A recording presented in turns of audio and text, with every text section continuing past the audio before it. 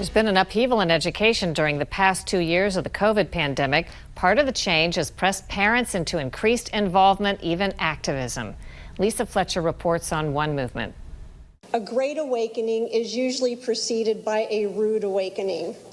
From protests to disrupted school board meetings, many parents angry and increasingly willing to speak out. If this continues, we will look back and be responsible for the dismantling of the greatest country in the world by reverting to teaching hate and that race is a determining factor on where your destiny lies.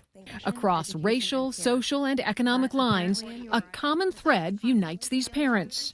Though spread across the nation, they are part of an organization called Moms for Liberty that's taking the lead in parent activism over what, if anything, children should be taught in schools beyond reading, writing, and arithmetic.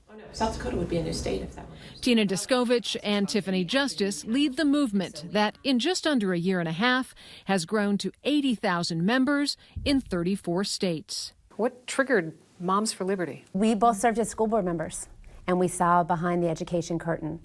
And then COVID happened, and all of America saw behind the education curtain. We're about parental rights. Every parent has the fundamental right to direct the upbringing of their children, their medical care, their health care, their education. We do not co-parent with the government. And we have seen over the past 2 years that the government is trying to raise our kids for us. We saw the imbalance of power that was happening in education, even here in Florida. Teachers' unions, bureaucrats, all taking control of decisions, multiple decisions, not just teacher salary like most people think, but things like when school starts and stops, when school's going to be opened and closed. You guys had a Facebook post, I believe, that said when we said we wanted you to teach our kids division, we meant math. Yeah. 100%, absolutely. We are seeing our children divided in America's public school classrooms. We want our children to be united together. We want to unfold the full potential of every child in that classroom, and it's going to take every parent and concerned community member to make sure that happens. We saw parent groups and mom groups popping up around the country, all on different issues. And what we saw is they didn't know how to advocate. They didn't even understand the structure of who has power within the school district. And so when we stepped up and filled the role of just helping them understand, they're doing the work, we're just providing the structure. So we do not co-parent with the government. But their critics, there are plenty, say groups like Moms for Liberty are pushing a specific conservative agenda, pointing to recent confrontations over critical race theory and remote learning. When you see the name Moms for Liberty, I think people think of a conservative Republican organization and probably immediately connect that to something like critical race theory. I never knew that liberty was a partisan issue. Or right? parental rights. Or parental rights for that matter. I mean, I don't have to agree with someone to understand and respect their right, their fundamental right to direct the upbringing of their children. We are a nonpartisan organization. We don't screen their political party to be part of our organization.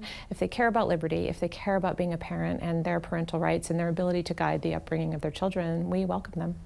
Though the group calls itself nonpartisan, many of its members traveled to the Florida state capitol recently to show their support for Republican Governor Ron DeSantis over a new law that bans classroom instruction about sexual orientation or gender identity in kindergarten through grade 3.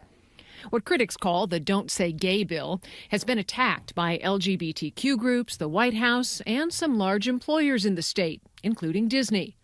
Moms for Liberty says voices for parental rights in education need to be just as big. Have parents dropped the ball a bit in terms of their engagement? You know, and it's not to point fingers because we all are those parents, right? My kids lived in an A district. They brought A's home and everything looked fine. My son that's now in college brought home state test scores where he was in the top in 5, which is the top you can get in Florida in his civics class. And I was beaming with pride.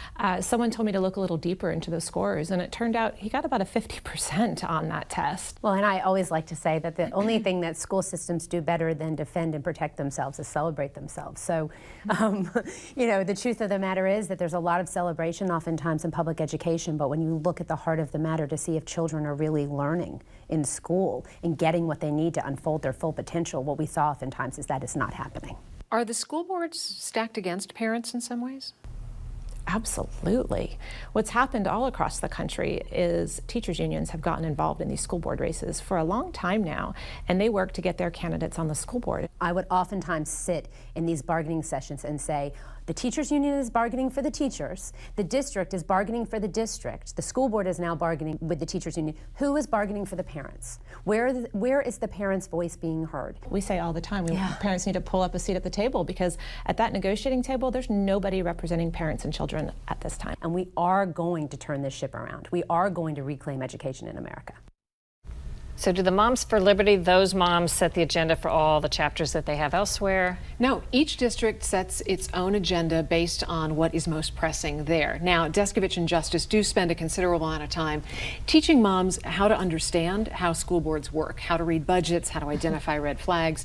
But basically their position is teachers, administrators, unions, they're all looking out for their interests, and they want parents to step up and advocate for their kids. Makes sense. Yeah. Thanks a lot, Lisa.